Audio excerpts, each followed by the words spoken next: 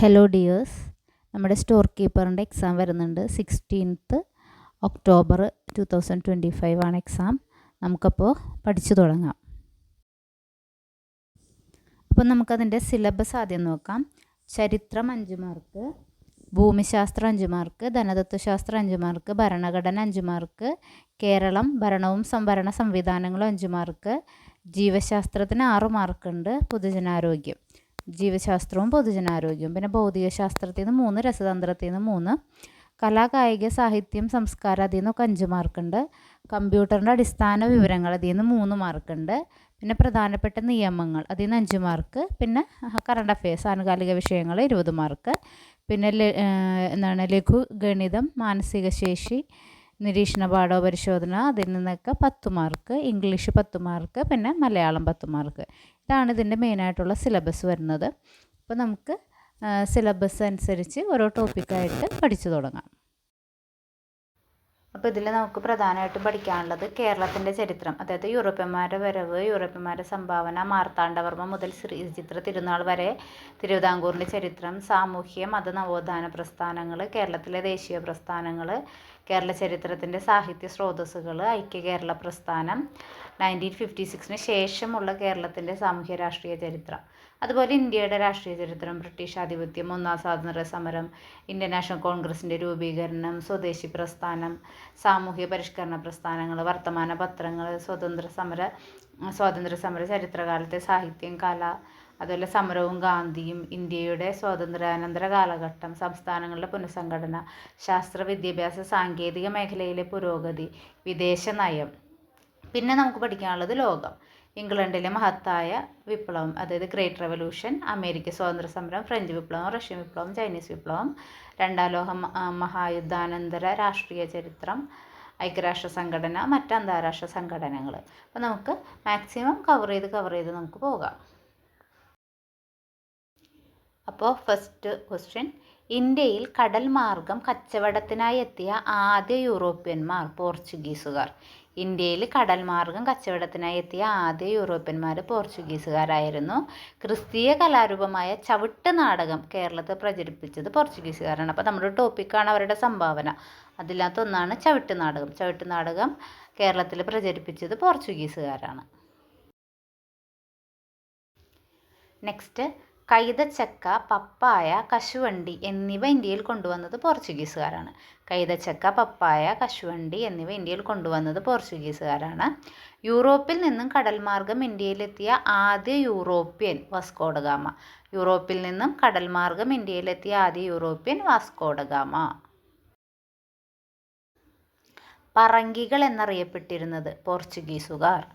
പരന്ത്രീസുകാർ എന്നറിയപ്പെട്ടിരുന്നത് ഫ്രഞ്ചുകാർ. പരന്ത്രീസുകാർ എന്നറിയപ്പെട്ടിരുന്നത് ഫ്രഞ്ചുകാർ. ലന്തക്കാർ എന്നറിയപ്പെട്ടിരുന്നത് ഡച്ചുകാർ. ലന്തക്കാർ എന്നറിയപ്പെട്ടിരുന്നത് ഡച്ചുകാർ.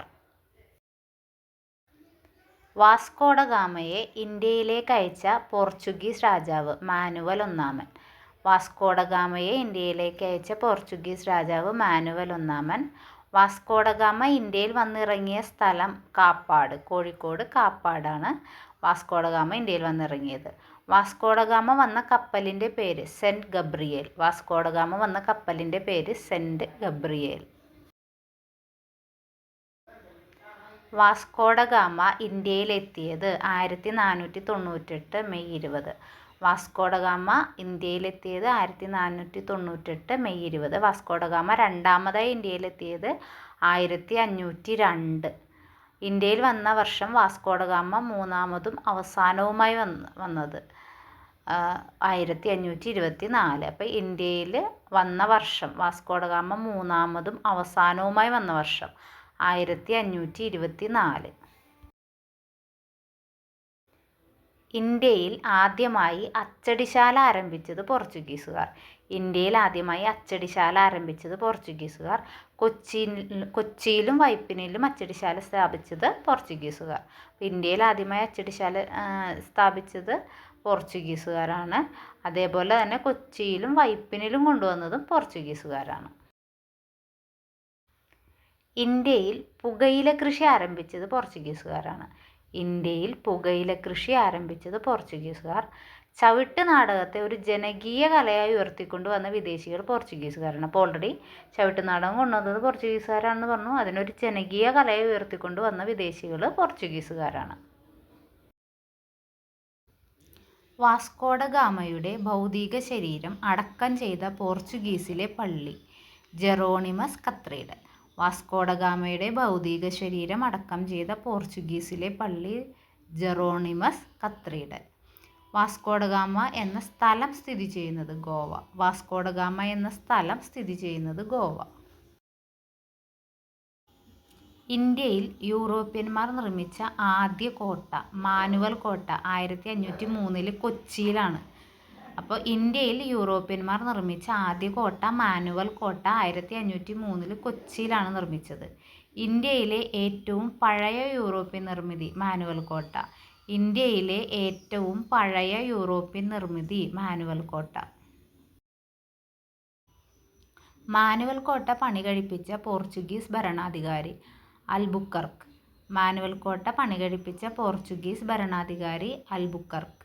ഗോവ പിടിച്ചെടുക്കാൻ നേതൃത്വം നൽകിയ വൈസ്രോയി അൽബുക്കർക്ക്. ഗോവ പിടിച്ചെടുക്കാൻ നേതൃത്വം നൽകിയ വൈസ്രോയിയും അൽബുക്കർക്കാണ്. വാസ്കോഡ ഗാമയുടെ ഭൗതിക ശരീരം അടക്കം ചെയ്ത കൊച്ചിയിലെ പള്ളി സെൻറ്റ് ഫ്രാൻസിസ് പള്ളി. വാസ്കോഡ ഗാമയുടെ ഭൗതിക ശരീരം അടക്കം ചെയ്ത കൊച്ചിയിലെ പള്ളി സെൻറ്റ് ഫ്രാൻസിസ് പള്ളി.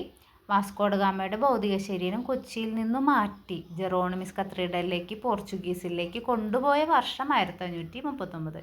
ഇപ്പോൾ അടക്കം ചെയ്തേക്കുന്നത് ജെറോണിമസ് കത്തീഡ്രലിലാണ്. പക്ഷെ നേരത്തെ സെൻറ്റ് ഫ്രാൻസിസ് പള്ളിയിലായിരുന്നു. അപ്പോൾ അത് പോർച്ചുഗീസിലേക്ക് കൊണ്ടുപോയ വർഷം 1539. അപ്പോൾ ഈ വീഡിയോ ഇഷ്ടപ്പെട്ടെങ്കിൽ please do like, share and subscribe. Thank you.